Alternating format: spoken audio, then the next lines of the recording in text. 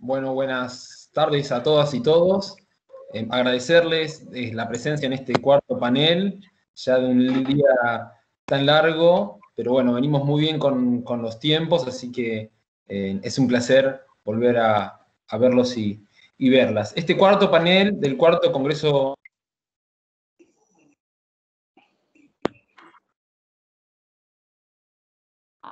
especialidad, Ley de Víctimas, Medidas Alternativas a la Privación de Libertad.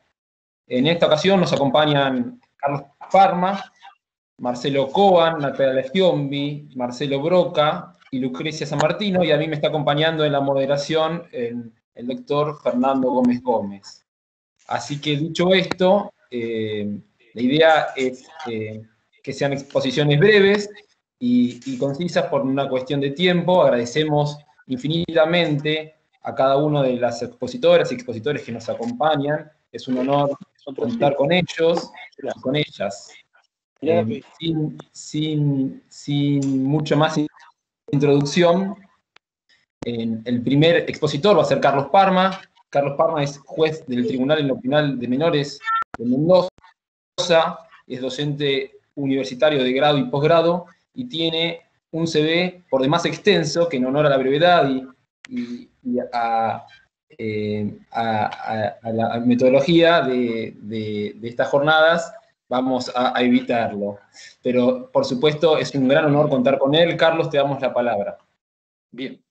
Me voy a referir centralmente a la importancia que tienen las neurociencias como medida alternativas y también dentro de la imposición de la pena, más exactamente en lo referido a la neuroplasticidad por la cual se puede lograr la refamiliarización y la resocialización del joven, teniendo en cuenta de que estas serían las metas que fija la misma Corte Interamericana de Derechos Humanos. Voy a separarme de lo que ya todos sabemos, de la multicausalidad, que significan que estos jóvenes puedan llegar a estar en conflictos con la ley, para introducirme solamente en un punto, en un tópico, que sería la característica o los fundamentos, o digamos, todo lo que predomina dentro del joven que llega a los ámbitos de la justicia, como es la agresión impulsiva. Hay de alguna manera, una perspectiva social en las neurociencias que está coordinada con la práctica forense, que pone foco en las neuronas integradas en circuitos que aún no han llegado a su madurez. Y aquí empieza una de las grandes claves que es necesario hablar, donde las neurociencias tienen mucho que decir de aquí para el futuro. Esta neuroplasticidad y el tratamiento tutelar efectivo.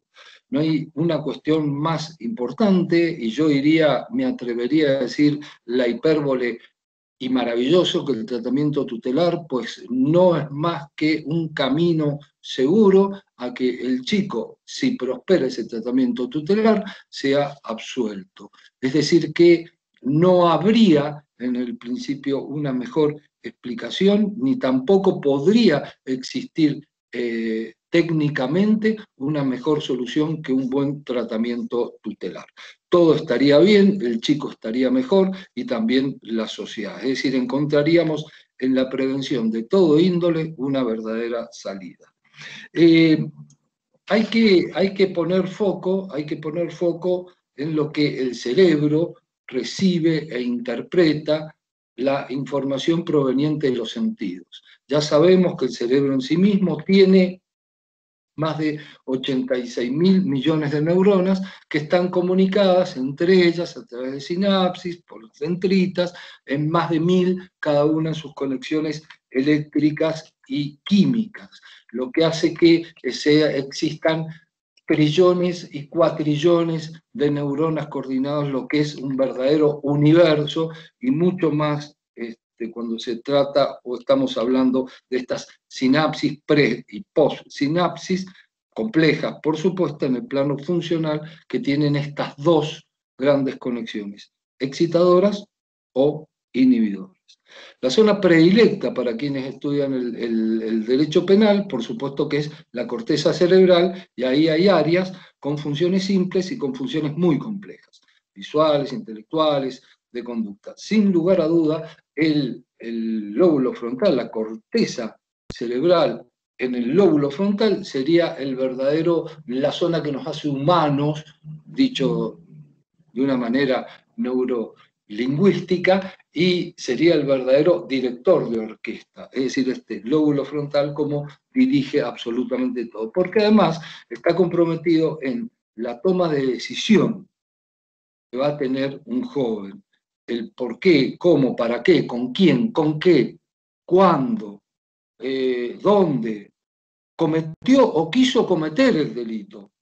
Son planteos que en muchísimas ocasiones dependen de estas áreas cerebrales involucradas, que a su vez tienen algo que las neurociencias vienen a decir, a incorporar, el derecho penal de menores ya lo sabe, que son las emociones. Y la emoción puede ser vista como un sentimiento o percepción de los elementos o relaciones de la realidad o de la imaginación. Estas reacciones psicofisiológicas, emocionales, son determinantes en la llamada agresión impulsiva. Es decir, que los chicos que llegan a estos espacios, a nuestros operadores inclusive, del derecho penal, siempre caen de alguna manera, digamos, comillas, va entre comillas, por supuesto, para que sea bien interpretado, en delitos que tienen que ver con agresiones impulsivas, o sea, agresión no instrumental, que se llama. El denominador común es que en la escena del crimen se presenta este siempre obrar introspectivo. Bien, la agresividad entonces puede tener diversas causas. Falta de sentido de pertenencia, positivo, aprendizaje, que sería el TDAH, la educación, ejemplos negativos, trastornos médicos, neurológicos, adicciones, baja autoestima, problemas de socialización. Es decir, que un individuo desarrollado en un medio hostil, agresivo, violento, intentará siempre defenderse de ese entorno con conductas que sean acordes a ese medio que está recibiendo. Si ocurre lo contrario, se manifestará de manera contenedora, apacible, comprensiva, no violenta. Es decir, esto es una respuesta que las neurociencias dan a cómo va actuando. Y esto es lo que se llama precisamente la plasticidad de los elementos del sistema nervioso. Ya sabemos que en materia de agresividad hay áreas hay 6 áreas, ¿cierto?, muy importantes de agresividad, pero hay 2 que son verdaderamente muy conocidas y además, digamos, serían lapidarias en su totalidad con respecto a las otras, que son el hipotálamo y la amígdala. El hipotálamo, en sus zonas laterales, está involucrado con el placer y con la ira, mientras que la parte media se conecta con la aversión y el disgusto. El deseo incontrolable a tener en este mundo en que se viven, inclusive muchos jóvenes lo sufren, en conflictos con la ley, hace que el placer y la recompensa sean cuestiones que a veces son decisivas en la toma de decisión. Las estructuras límbicas, como la amígdala o la formación que se llama hipocampal, área septal, corteza prefrontal, y sobre todo la circunvolución del cíngulo, que es, en definitiva, lo que hace a la madurez, ¿no? Modulan muy fuertemente la agresión. En las zonas subcorticales, como el hipotálamo, el tronco del encéfalo, se generan conductas que son agresivas, como así también en la amígdala, y esto es lo que nosotros vemos muchas veces en la práctica diaria. No voy a seguir hablando de este desarrollo porque quisiera ver un poquito qué pasa con el adolescente, digamos. O sea, la Organización Mundial de la Salud ha definido a la adolescencia como un periodo de crecimiento y desarrollo humano que se produce después de la niñez y antes de la edad adulta, entre los 10 y 19 años. Yo creo que aquí se produce un gran error y es aquí donde las neurociencias sí podrían dar un alto aporte, porque las mismas neurociencias dicen, bueno, pero esta edad de crecimiento y de madurez suele terminar prácticamente a los 30 años. Entonces nos puede ayudar mucho en lo que sería la futura imputabilidad disminuida. El incremento de materia blanca en la corteza prefrontal que se produce a través de la mielinización en la adolescencia, esto hace que evidentemente los jóvenes tengan una revolución mental, es decir, acá esto es un cerebro lleno de luces, como para que se entienda, con una conectividad neuronal extraordinaria. Pero como le falta esa madurez necesaria en los lóbulos frontales, sobre todo en la inhibición, la neurociencia ha sido muy clara en esto, hace que lograr impulsivo sea un común denominador en los chicos que llegan a la judicialización. Y por eso resulta hasta torpe muchos informes que se hacen desde los psicólogos o los psiquiatras, donde dicen es impulsivo. Y bueno, el problema sería si no es impulsivo. Es decir, lo natural sería impulsivo. Es decir, una tautología decir que un joven es impulsivo. Bien, esto explica que en esas épocas existan innumerables cambios socioemocionales, innumerables.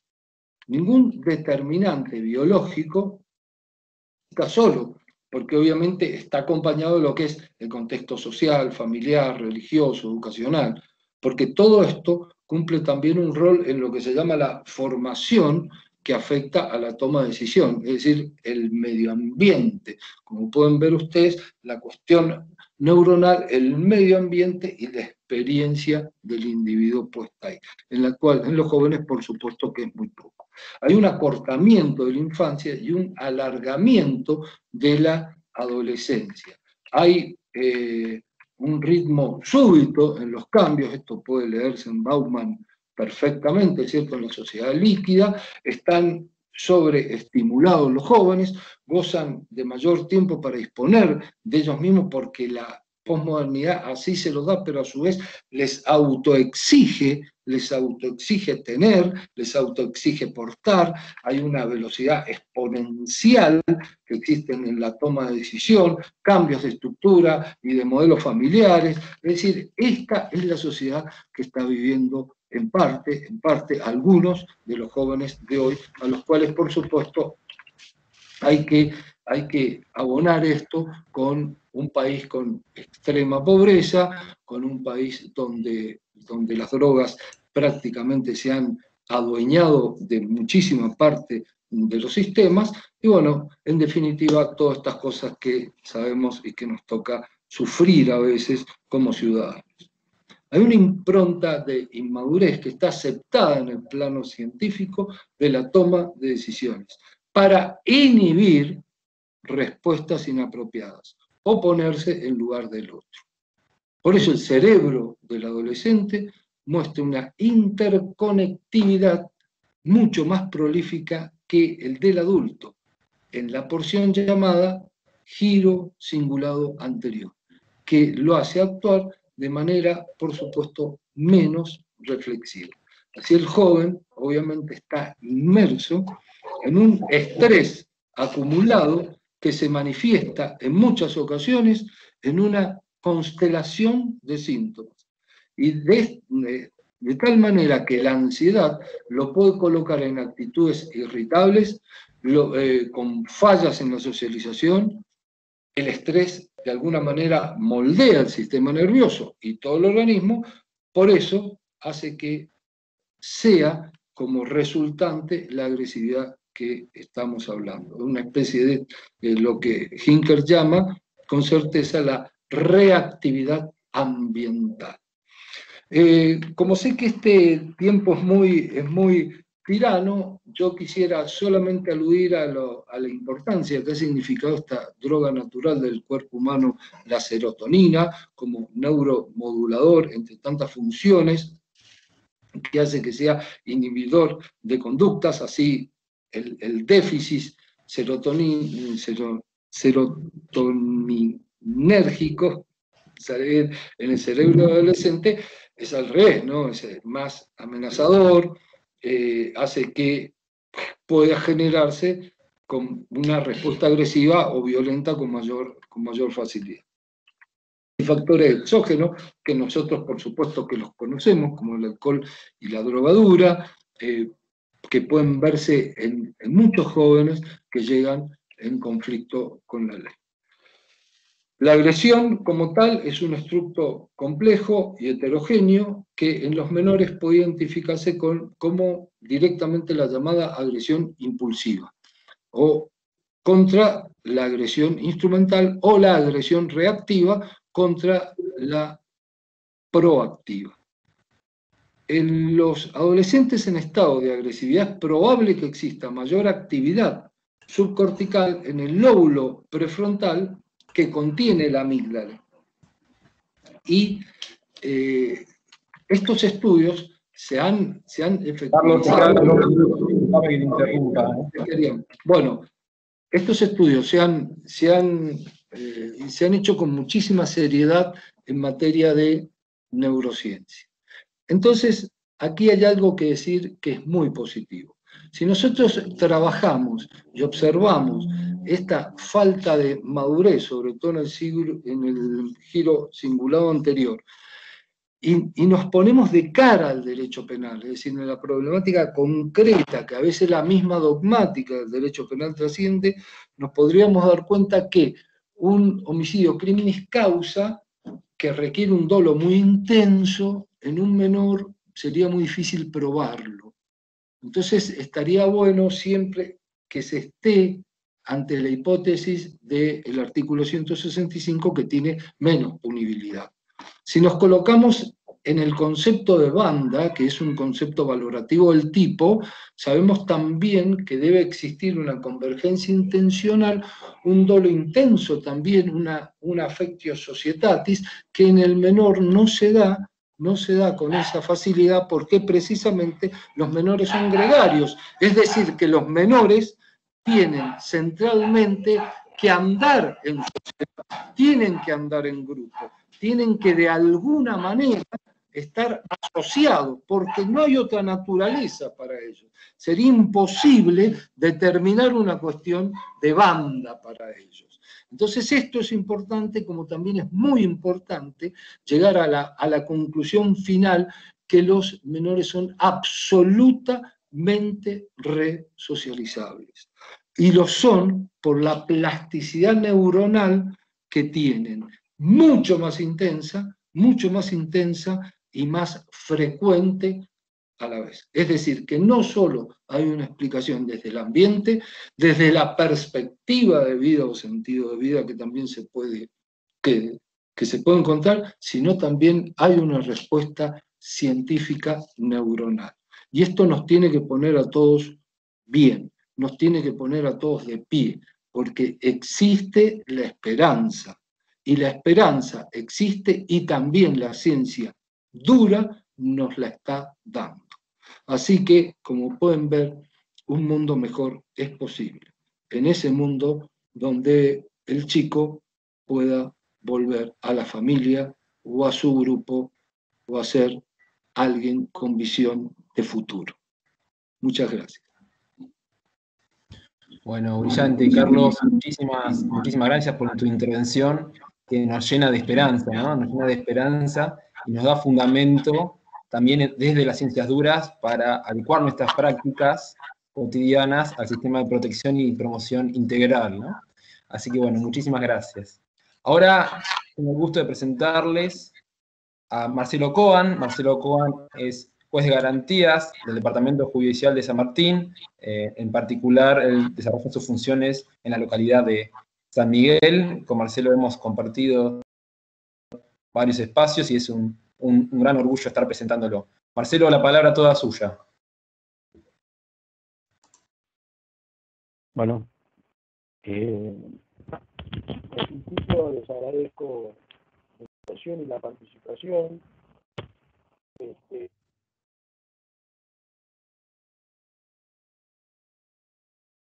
Realmente un poco siguiendo la línea de concepto del disertante anterior, tengo un artículo que me mandó, ustedes lo deben conocer, José Ángel Marinaro, Pepe Marinaro, ex integrante de la Cámara del Crimen, en San Martín.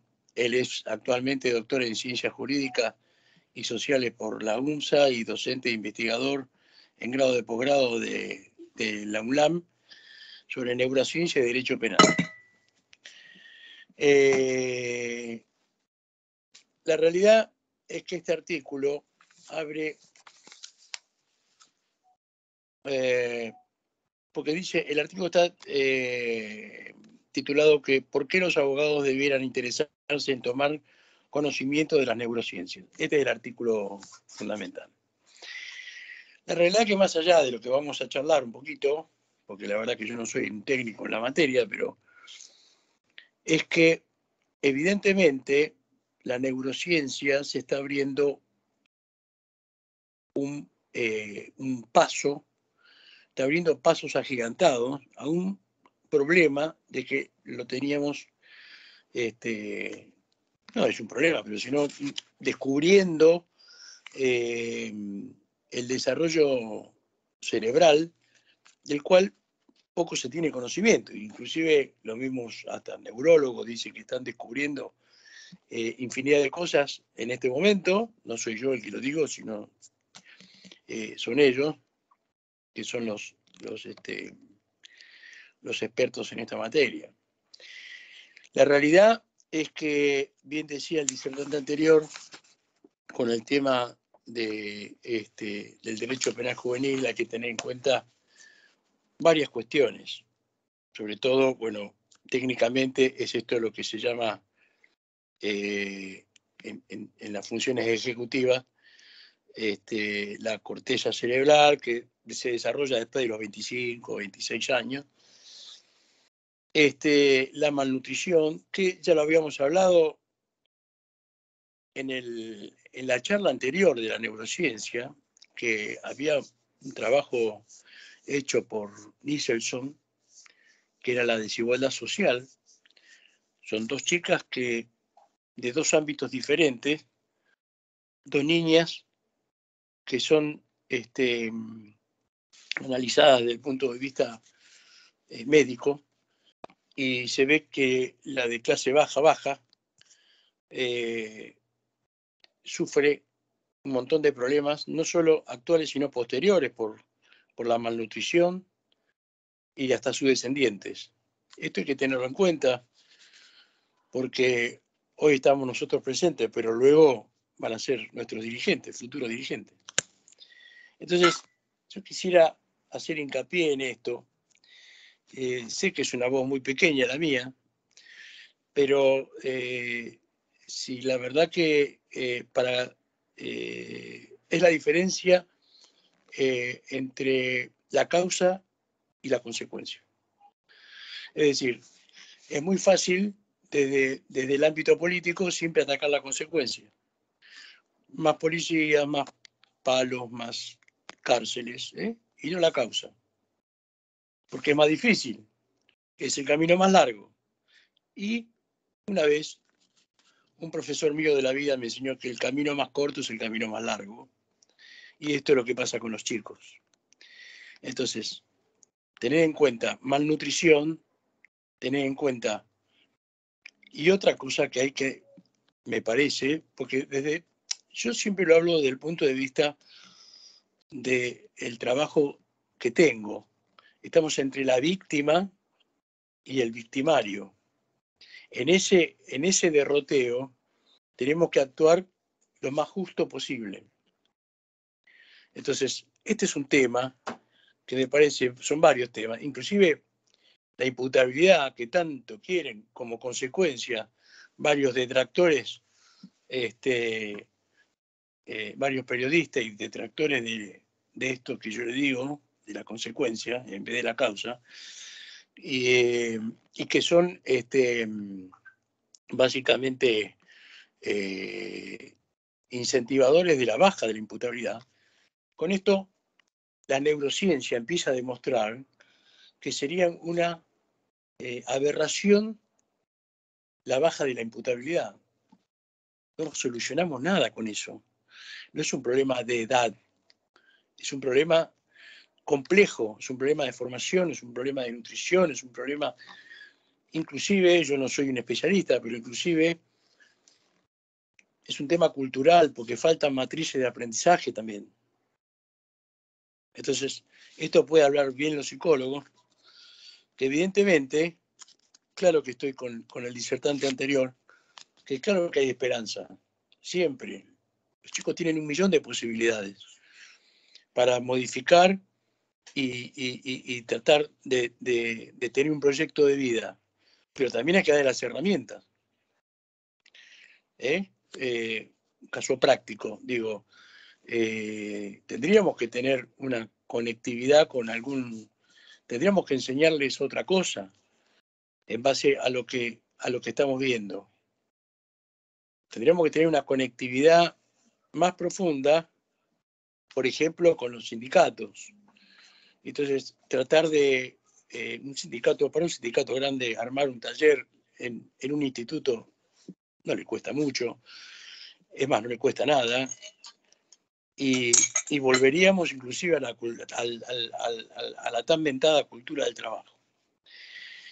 Yo cuando voy a visitar a veces los institutos, está muy bien que uno culturalmente tenga, les enseñe fotografía, les enseñe, pero también tenemos que ver la otra parte, es decir,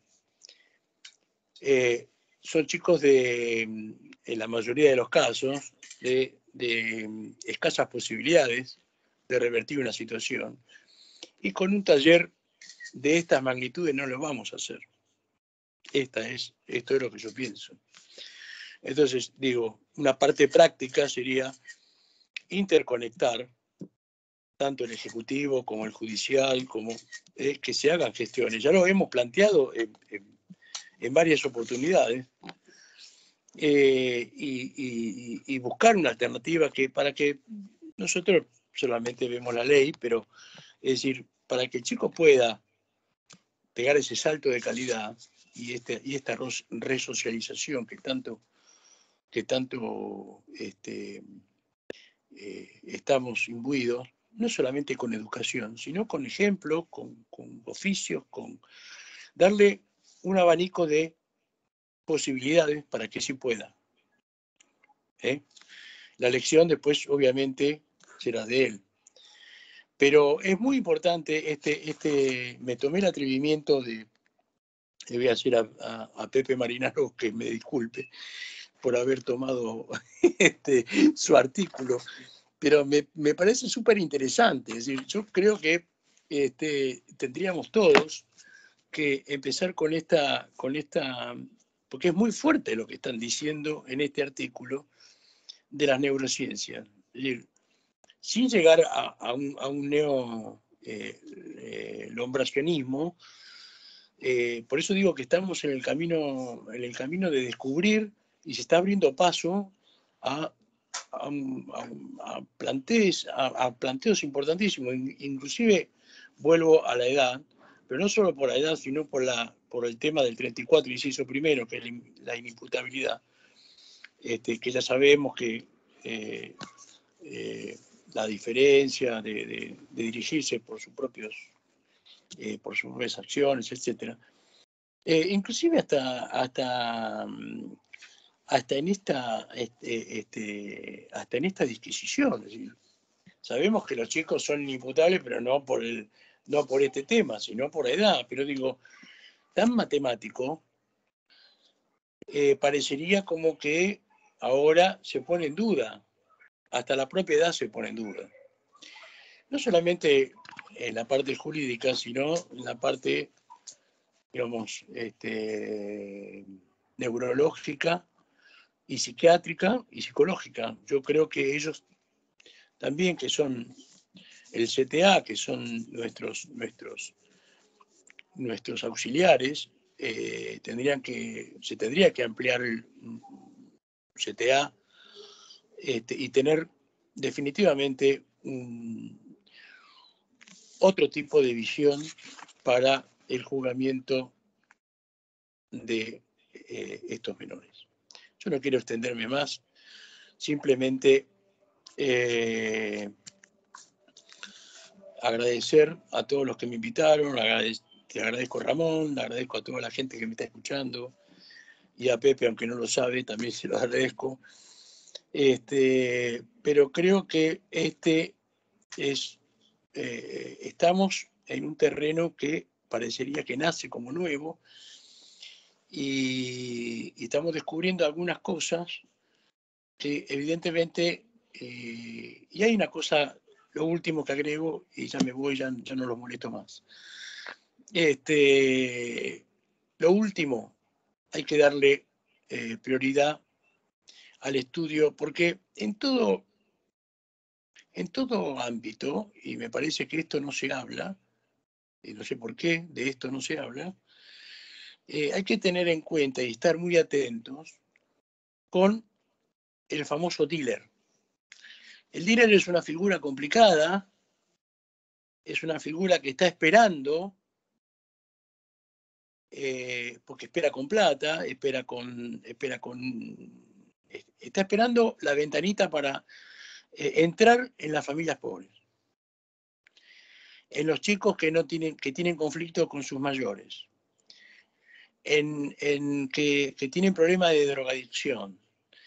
Y entonces es muy fácil entrar y abrir la billetera y darle dinero, y con eso lo que ellos quieran. Entonces, me parece que es una cosa que hay que ponerlo en el tapete cada vez que uno evalúa, no solamente por usarlos de soldaditos o por usarlos de mensajeros, sino para evitar ese tema. Por eso, es lo que yo siempre digo, es más difícil la causa que la consecuencia. Pero bueno, para evitar conflictos tantos éticos como de derechos humanos, siempre digo que los menores son el futuro y son los futuros dirigentes nuestros. Y por favor, tener en cuenta esto, y hagamos mucho más reuniones, y me parece con algunas acciones directas, que saquemos las conclusiones de estos precongresos y de los congresos del que se va a hacer en Panamá, etc. Pero acciones directas me parece que es lo más importante. A todos les agradezco, disculpen la molestia y gracias por escucharme. Muchas gracias, Marcelo. Un gusto escucharte. Y bueno, también en la misma línea, ¿no?, que Carlos, seguimos sumando argumentos en esta lucha, ¿no?, por una mirada empática de aquellos niños y niñas que tienen algún compromiso con el sistema penal. Bueno, ahora le voy a ceder la palabra a Natalia Giombi. Natalia Giombi es jueza de responsabilidad penal en la ciudad de Bahía Blanca. Es una gran amiga personal, de quien me consta su lucha permanente justamente por tener una justicia penal juvenil mejor, una justicia penal juvenil con mayor cercanía a aquellos niños y niñas a quienes jugamos diariamente. Así que bueno, como siempre es un gusto tenerte, Nati, y bueno, te escuchamos. Bueno, lo mismo digo, Fede, y esto es lo bueno que tienen todos estos espacios en donde, bueno, nuestros amigos o amigas ocurren justamente en estos ámbitos. Lo mismo que, bueno, Ramón, a quien obviamente agradezco, en nombre de Ramón agradezco la oportunidad y el espacio que siempre nos brindan para, bueno, meramente compartir algunas reflexiones en torno a los temas de este panel. No sé si se me escucha bien porque estoy alejada por ahí del micrófono, ¿sí? Lo primero que además de agradecer la invitación en nombre de Ramón a todos, y todas quienes organizan estos eventos. Lo primero que quiero hacer es un recuerdo para aquellos adolescentes que estuvieron privados de su libertad y que el año pasado han perdido su vida.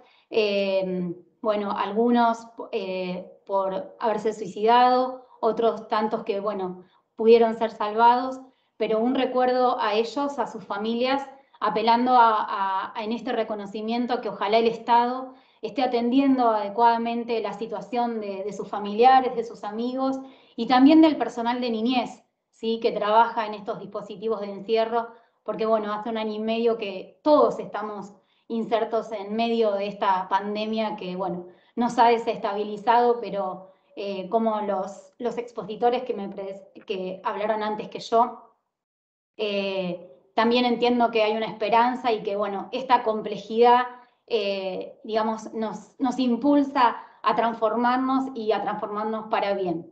Así que, bueno, empiezo por eso y no quería dejar de mencionar y de hacer este recuerdo. La trascendencia, que es uno de los títulos o de los temas de este panel, básicamente voy a señalar 3 cuestiones que traigo a reflexionar, que tienen que ver con que para mí la trascendencia se traduce, a mi entender, con algo que mencionó el doctor Brandi en el panel anterior, con que la especialidad atraviesa todos los fueros, ¿sí? Esta trascendencia implica la transversalidad de este principio de especialidad, que a su vez conforma la perspectiva de niñez. Y esta perspectiva de niñez nos conculca a visibilizar o hace que se visibilice una demanda en capacitación, de capacitación en esta perspectiva, la perspectiva de niñez. Esto también creo tiene que ver, y lo traigo para que lo pensemos juntos, porque el sistema, ¿sí?, que trabaja con el sistema judicial, el sistema de promoción y protección, el sistema de responsabilidad penal juvenil, lo conformamos obviamente todos los estamentos del Estado y basado justamente en esta ingeniería institucional en función de lo que todos conocemos como la corresponsabilidad.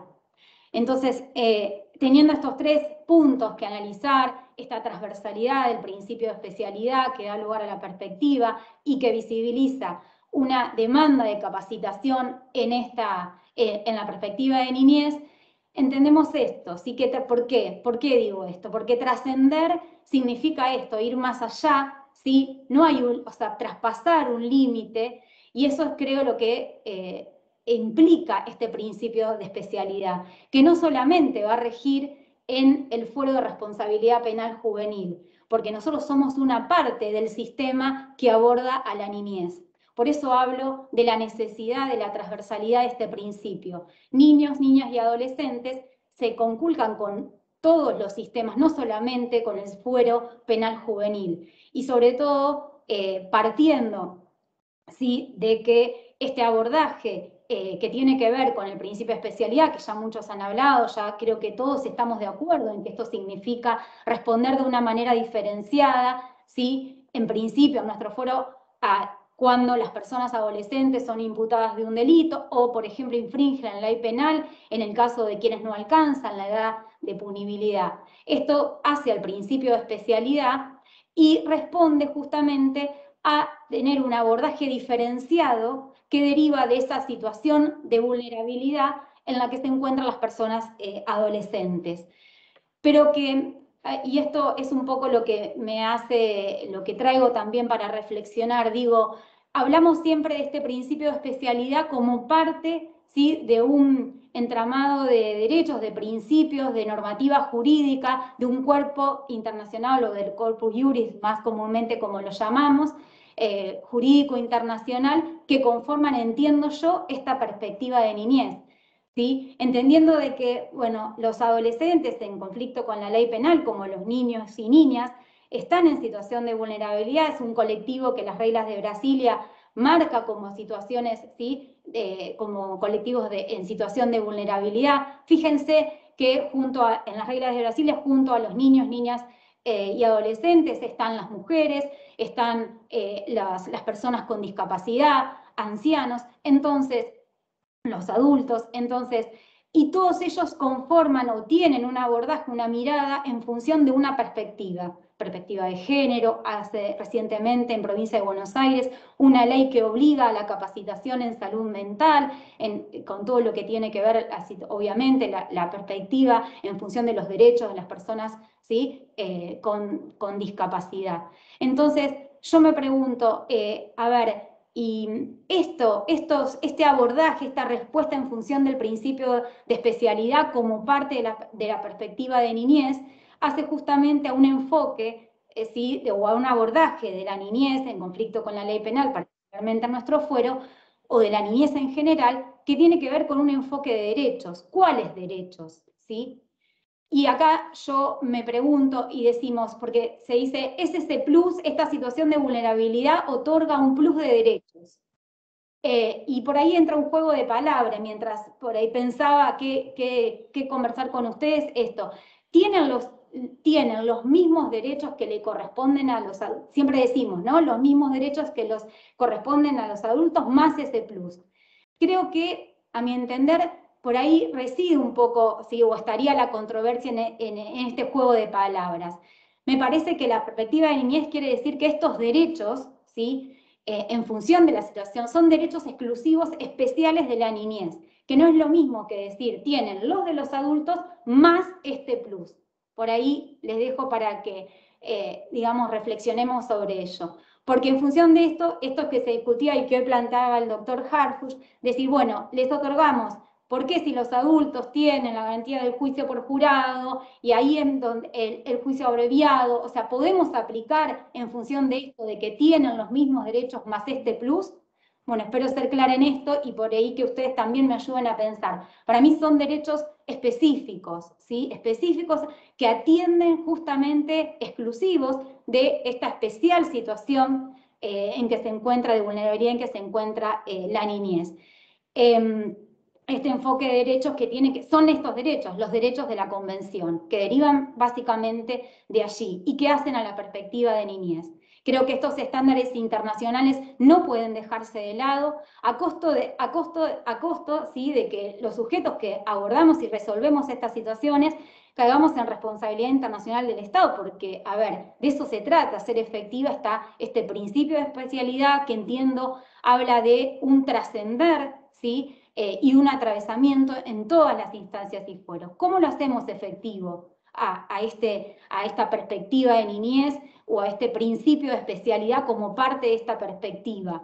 Y por qué yo entiendo que debe traspasar todo esto y que no quede como un mero deseo del juzgador, en mi caso, en este ámbito como jueza de juicio. Como muchas veces me critican en los fundamentos de las resoluciones, cuando revisan las sentencias. Este principio alegado o fundamentado parece un mero deseo del juzgador. ¿Cómo se concreta? No parece estar concretado. Se revoca la resolución. Esos derechos fundamentales de la niñez o que conforman la perspectiva de niñez, que entiendo deben ser aplicados y atendidos en toda decisión que tenga que ver con los niños, niñas y adolescentes, no se alejan, obviamente, y tienen que ver con los 4 principios básicos del interés de la Convención: interés superior, derecho a ser oído, no discriminación, todos lo sabemos, derecho a la supervivencia, a la vida y al desarrollo. Básicamente es eso. Y apunto, ¿sí? Y me refiero específicamente, también hoy escuchando a Harfuch, él decía, al interés superior. El artículo 3 nos dice, básicamente, en todas las medidas concernientes a los niños que tomen las instancias públicas, privadas, bienestar, fíjense, nombra a todos, tribunales, autoridades administrativas, todos, interés superior del niño. Ahí está conmigo Lucrecia, pensábamos, con quien comparte un ámbito académico, y Andrés Harfuch hoy decía, nos concentramos mucho nadie puede decir qué es el interés superior. Y en un texto que leímos con Lucrecia, de Jenny Crucina, diciendo, nos concentramos mucho en eso y nos estamos olvidando en conceptualizar quién es ese niño, ¿sí? El interés superior de qué niño, ¿sí? Nos alejamos, nos estamos olvidando de conceptualizar y estamos generalizando, ¿sí? ese niño, cuando en realidad el abordaje y la complejidad de las situaciones nos interpela, como lo dice esta autora en su texto reciente, diciendo quién es ese chico, y nos olvidamos de conceptualizar y estamos cayendo en demasiadas conceptualizaciones en cuanto a quién es ese niño, niña o adolescente al momento de decidir. La observación número 14 es lo otro a lo cual puedo remitirle para fundamentar estos 3 presupuestos que les planteaba y sobre los cuales pretendemos reflexionar, donde nos dice que el interés superior se presenta como una norma de procedimiento, un derecho sustantivo y un principio jurídico interpretativo fundamental.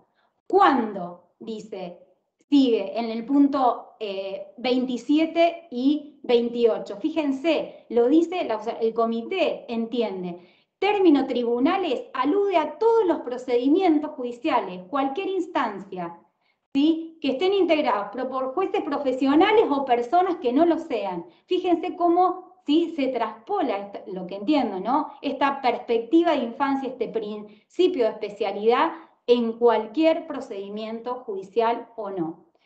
Después el punto 28 de esta misma observación dice en la vía penal, y esto quiere decir, es decir, el niño puede estar en contacto con el sistema penal de diferentes maneras. Nosotros, quienes conformamos el foro de responsabilidad, es porque justamente ante adolescentes, personas adolescentes condenadas o imputadas de delito. Pero también los niños, niñas, adolescentes están en contacto con el sistema, ya sea de justicia o administrativo, siendo víctimas de delitos, testigos. Ahí es donde se incorpora esta perspectiva de niñez que va a confrontar, por ejemplo, con el análisis de la participación de las víctimas, ley que recientemente en Provincia de Buenos Aires ha tenido su reglamentación. Fíjense todo este atravesamiento que tiene y que implica, ¿sí? Y por eso el principio de especialidad, y por eso entiendo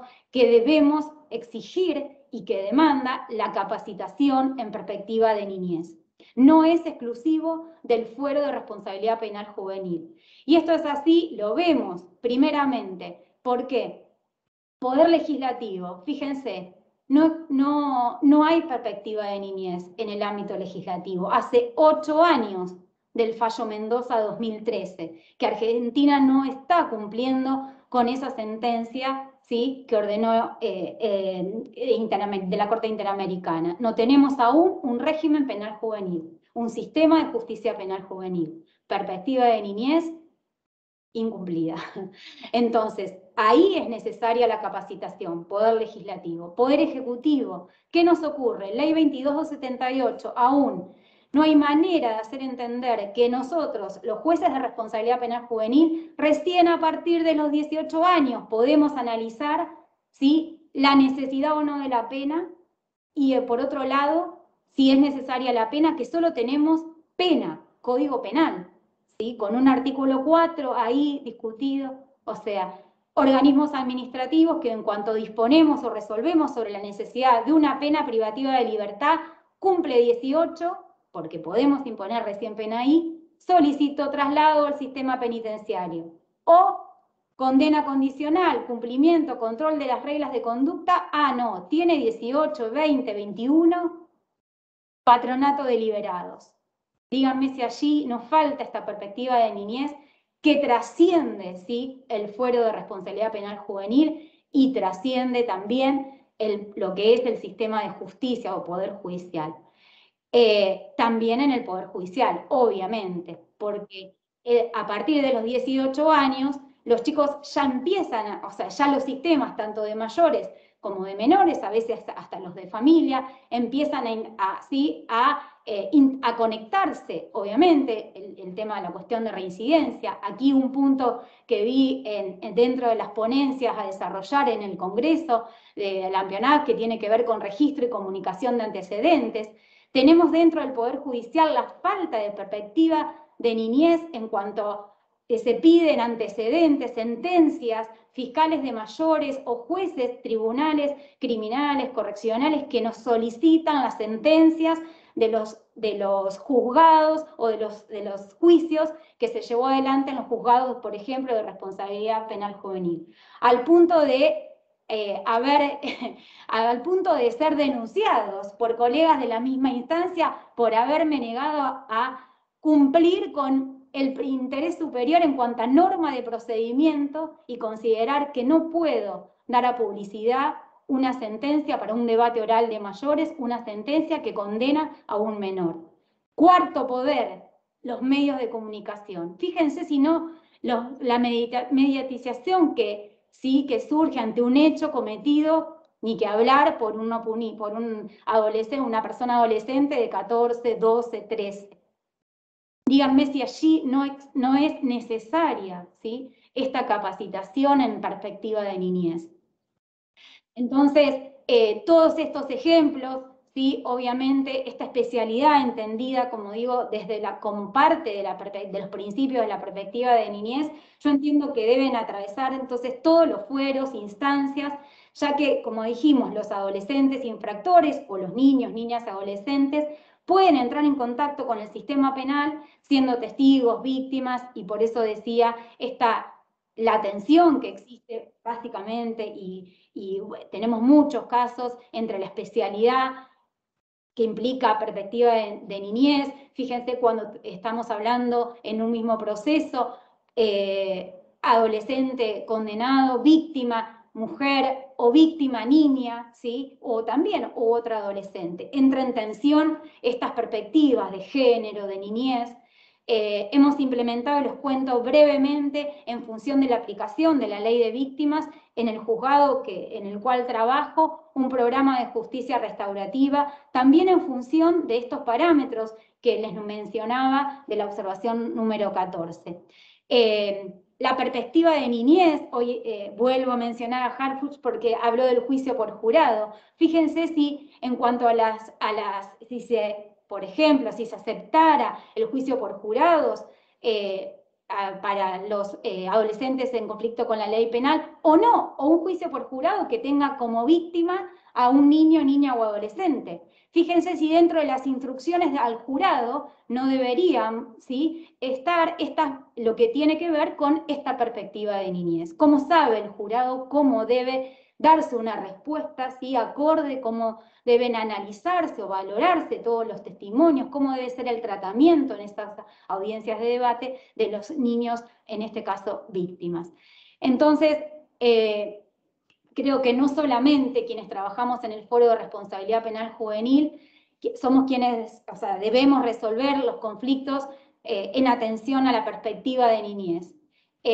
No somos solo nosotros. Creo que esta perspectiva de niñez, como dijimos, atraviesa y trasciende a todas las instancias, a todos los fueros y a todos los estamentos de nuestro Estado. Esto, sin lugar a dudas, para mi criterio, exige una capacitación específica y especial, ¿sí?, especial en cuanto al tratamiento, asistencia y abordaje. Porque también, así lo dice cuando hablamos y creo que la doctora Budiño habló de esta cuestión, no es necesario toda una ingeniería en cuanto al Poder Judicial de las salas especializadas. Bueno, capacitemos a los señores magistrados que están ahora en estas salas. Capacitemos, pongamos la obligatoriedad de la capacitación en esta perspectiva de niñez, ¿sí? Entiendo que esta es la base en donde, con la aplicación de esta perspectiva de niñez, donde se efectivizan todos los derechos humanos y garantías de los niños, niñas y adolescentes que están en contacto con la justicia en cualquiera de estos fueros, de estos fueros. Nosotros tenemos un lema que venimos trabajando en todos nuestros encuentros en Provincia de Buenos Aires, que es justamente la especialidad no se negocia. Y este lema nuestro de Provincia de Buenos Aires o de nuestro fuero lo voy a unir al lema del AMPIONAF. Es sublime luchar por un ideal, pero lo es mucho más practicarlo. Así que bueno, este camino nos cuesta, es muy complejo, pero quienes tenemos vocación por hacer justicia, sobre todo con los niños y adolescentes, además de ser una responsabilidad, creo que nunca nos cansamos. Así que bueno, nada, muchas gracias. Muchas gracias, doctora Giombi. Me quedo con una sola cosita que ha repetido. Perspectiva de niñez, materia incumplida. Ojalá que este precongreso ayude para que dentro de pronto sea una materia cumplida. Gracias. Gracias a usted. Me toca el placer de presentar a dos personas de las cuales todos los días aprendo mucho. Uno juega en mi equipo y el otro juega en el equipo contrario. Voy a presentar al que juega primero en el equipo contrario, es el doctor Marcelo Broca, es agente fiscal del Foro de Responsabilidad Penal Juvenil. Doctor, le cedo la palabra. Gracias, Fernando. Bueno, en primer lugar, lo formal, agradecer a la AMPIONAF, a la Asociación de Magistrados y Funcionarios de San Martín por la invitación y especialmente a mi amigo Ramón por haber canalizado y personalizado esa invitación. No es la primera vez que él tiene esa deferencia para conmigo, así que, Ramón, gracias. En segundo lugar, manifestar mi particular agrado porque sea Fernando quien me presenta, con quien les cuento esto en la intimidad, que no salga de acá, por favor. Nos solemos trenzar en ásperas peleas en las audiencias, pero afuera somos amigos. E increíblemente no solamente somos amigos, sino que a veces hasta nos aconsejamos o discutimos puntos de actuación, aún sabiendo que por ahí le estamos dando al otro un consejo que a veces nos puede jugar en contra después. Y en ese sentido, más allá de mi tema específico, que es la ley de víctimas, que ahora me voy a referir, tengo que decir que me gustaron mucho las intervenciones del doctor Parma y del doctor Coban, bueno, recién de quien me precedió también, por supuesto, pero la de ellos por el tema de lo novedoso que plantean, aunque debo lamentar que a veces, como yo lo hago con Fernando, le hayan dado letra también, que seguramente me va a jugar en contra en alguna audiencia. Y como es un tema tan nuevo y tan experimental, no voy a saber qué contestar. Pero recuerdo haber leído algo, y era también un autor mendocino, Marianetti creo que se llamaba, en un libro que se llamaba Emoción Violenta, que también trataba exactamente la misma cuestión de la corteza límbica, la amígdala, el hipocampo y demás. Pero bueno, es un tema que realmente tendríamos que desarrollar hacia futuro. Y algún día quizá lo tendríamos que sentar acá a Manes a que nos explique un poco sobre el tema. Dicho esto, como si en el fuero penal juvenil no tuviésemos suficientes problemas, vino a aparecer la ley de víctimas. No lo digo, no quiero decir con esto que sea un problema que nos trabe el trabajo o que deba de algún modo direccionarnos o condicionarnos. Quiero decirlo porque es una ley de víctimas que si uno la lee someramente, en realidad está pensada para un sistema que no es el adversarial que tenemos en la provincia de Buenos Aires. Está pensado para un sistema inquisitivo. Porque si ustedes la leen, a ver, en alguna oportunidad dijo, por ejemplo, el doctor Herbel que la víctima debería tener como aliado natural al fiscal. Que lo natural es que el fiscal vaya de la mano de la víctima porque deberían coincidir en cuanto a sus intereses. Y a través de él es que debería ir formulando sus pedidos, apreciaciones y demás en tanto concuerde, pudiendo apartarse, requiriendo el auxilio del abogado de la víctima cuando pensaran de forma distinta. Pero si uno lee la ley, y a esto iba al principio, en realidad remite permanentemente a la figura del juez, al punto incluso que hay un artículo 12 que dice que la víctima puede tener una audiencia particular con el juez para ser oído, para ser informado, con el juez competente, habla de acuerdo al momento procesal que esté transitando. Pero yo digo, si la víctima es de algún modo una parte, porque a partir de esta ley deberíamos empezar a entenderla como una parte, está a un pasito de ser particular damnificado, realmente, porque si va a tener un abogado de la víctima, ¿cuál es la diferencia entre eso y ser un particular damnificado? Entonces, es lógico plantearse que una parte pueda tener una entrevista privada con un juez para informarse, para ser oído, sin que eso implique una vulneración del debido proceso, porque debería ser con todas las partes en todo caso. Pero, dicho esto, igual hay que señalar que de algún modo esta ley viene a representar el corolario, digamos, de algunos antecedentes, de algunas cuestiones que ya se venían planteando en cuanto a devolverle a la víctima el rol que siempre debió tener en el proceso penal.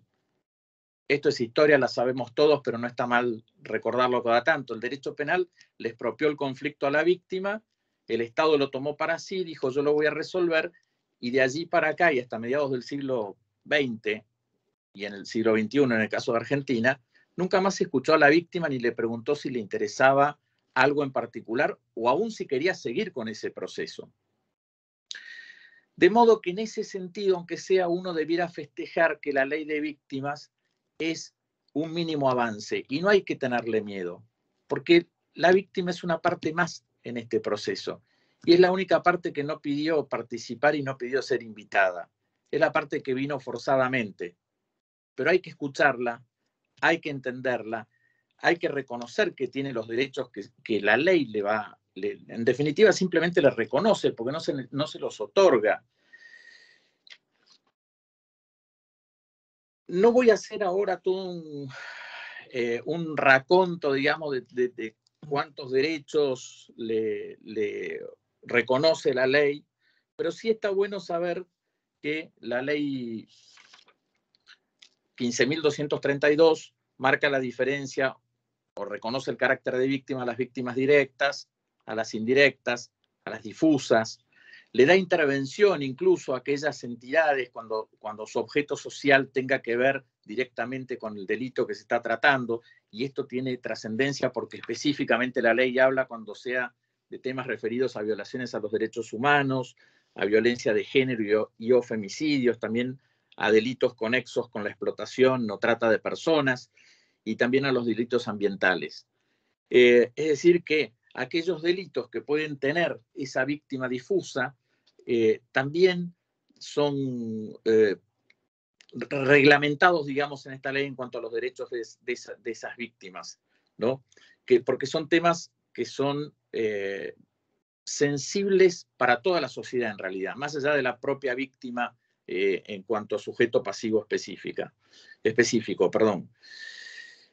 El problema, como les decía, a mi juicio es que aun cuando se le reconoce que tiene el derecho a ser informada, que puede participar de las audiencias y demás, además de estar pensada como desde ese lugar, digamos, está pensada para un sistema inquisitivo a mi gusto, también habla muchas veces de la protección a la víctima. Y la realidad, y en esto todos los que estamos en el sistema penal amplio, no solo en el fuero penal juvenil, tenemos que reconocer que no están dados en general todos los recursos y la infraestructura necesaria para que desde lo penal se le pueda dar algún tipo de protección a la víctima, siquiera mínima. Entonces, esto debiera ser interpretado recién como un primer puntapié inicial que debemos empezar a cumplir. E incluso la propia ley tiene su capítulo 7º dedicado al fuero penal juvenil, incorpora el artículo 6 bis, que dice la víctima tiene derecho a ser oído y participar en algunas audiencias, y dice cuáles: en la de prisión preventiva, en la libertad o morigeración de la coerción, en las salidas alternativas. Tiene además derecho, según el artículo 58 bis, a ser escuchado previo al dictado de la sentencia cuando se trate de un debate. Yo creo que en realidad hay que empezar a interpretar esto desde una clave del acusatorio, que es lo que nos debería marcar el rumbo correcto, y entender que ha llegado una parte más al proceso penal, que ya no somos solamente fiscal, defensa, un juez tercero imparcial, sino que además también tenemos a la víctima en esta, ¿cómo podría decir?, en este contrapunto con el imputado, que tiene quizás más directamente que el propio fiscal o que el propio defensor lo pueda tener con la víctima, ¿no? Es un contrapunto bien directo. Dicho esto, simplemente tener en cuenta que por el momento la víctima tiene el derecho a ser oído, a expresar su opinión. Sus opiniones no son vinculantes.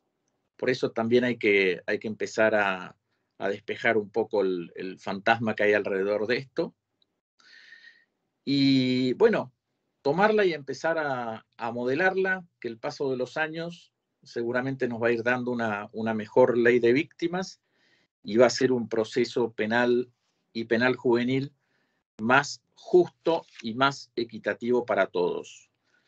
Yo sé que es muy tarde, más allá de que se han ido cumpliendo los horarios, más de una vez uno está del otro lado escuchando y también diciendo, bueno, ya está, ya dijiste lo que querías decir, está buenísimo que ahora te callaras. Así que quiero agradecerles a todos por escucharme, agradecer la invitación y, bueno, seguir escuchando, tener el placer ahora de escuchar a Lucrecia y seguir escuchando a los demás. Doctor, muchas gracias por sus palabras de inicio y ha sido un placer haberlo escuchado en su exposición. Bueno, ahora sí, me toca presentar a la que pertenece a mi equipo y la que aprendo también todos los días, que es la doctora Lucrecia San Martino, que es defensora oficial ante el Foro de Responsabilidad Penal Juvenil en el Departamento Judicial de San Martín. Doctora, le cedo la palabra. Hola, buenas tardes a todos. Muchísimas gracias a la AMPIONAF, a la Asociación de Magistrados, a la que, por suerte, es un enorme placer. Y a todos los organizadores, en general no quiero ir nombrando a todos porque son un montón, pero muchísimas gracias a todos. Quiero aprovechar la ocasión pública para hacer un pequeño recordatorio al doctor Enrique Boitano, que fue un camarista de San Martín y miembro de la asociación durante muchos años. Hace este año yo había trabajado con él y ha sido una pérdida muy importante y me parece lindo recordarlo. Venía estos días, desde que Ramón me pasó los temas, venía pensando el montón de cosas que quería decir y hoy veo que en el panel hemos estado pensando más o menos todos en la misma línea porque mis antecesores han ido diciendo las cosas que yo venía pensando, así que reformulo y voy a hacer una mención de cada cosa como para hacer el cierre del panel y así no me quedo con ganas de decir nada. Efectivamente, yo una de las cosas que quería plantear era esta cuestión del desarrollo, bueno, el doctor Parma lo explicó mucho mejor de lo que puedo llegar a hacer yo jamás, del desarrollo del lóbulo frontal, de la corteza cerebral, y que esto es un proceso que no se ve para el otro, como ningún proceso de crecimiento. En realidad sería absurdo que uno dijera a los chicos les salen los dientes a los 6 meses o que dijera caminan al año o dejan los pañales a los 2 años. ¿No? Nada es tan lineal en el crecimiento y en el desarrollo, que son cuestiones puramente biológicas, fisiológicas e individuales, que es algo muy importante de la especialidad, es poder llegar a la singularidad. Y cada niño, cada adolescente se desarrolla y crece en tiempos distintos. Y este proceso de desarrollo del lóbulo frontal, hoy el doctor Parma decía hasta los 30 años, yo he leído hasta los 25, pero como consenso internacional, el Comité de los Derechos del Niño, en la observación 24, que es del 2019, en el parágrafo 32, dijo que está acreditado a través de la neurociencia que ese desarrollo del adolescente llega por lo menos hasta los primeros años después de los 20. Entonces, estamos ante una realidad científicamente comprobada y reconocida mundialmente por una institución de la importancia del comité. Tenemos, decía, esta realidad que son chicos que no han llegado todavía, aún teniendo 21, 22, 23, todavía no tienen el desarrollo que tiene que tener un adolescente. O sea, esta plasticidad a la que hicieron referencia tanto Parma como el doctor Cohen, sigue hasta ese momento. Entonces no hay que tirar la toalla, por decirlo de alguna manera. Sin embargo, y pese a que la misma observación del comité recomienda no mandarlos a los chicos a centros para adultos, por más que cumplan los 18, recomienda que puedan continuar los programas y las medidas que venían haciendo cuando eran menores, cuando uno se enfrenta a la realidad, realidad es otra, y parece que se pudiera disponer por ley o por decreto que el que cumple 18 años de un día para el otro está maduro, entonces ya no trabajamos más con él como si fuera un adolescente y ya es todo totalmente distinto. Planteo en cuestiones concretas como, por ejemplo, lo que a mí más me preocupa, que es la existencia de operadores que ordenan o piden el traslado al servicio penitenciario por el solo hecho de cumplir 18 años. Me preocupa también que el centro que tiene la provincia, que es el de Virrey del Pino, como es para mayores de 18 años, está operado por asistentes del servicio penitenciario. Más allá de lo que es la dirección y el equipo técnico, que están en el día a día con los adolescentes, pertenecen al servicio penitenciario con todo lo que ello implica.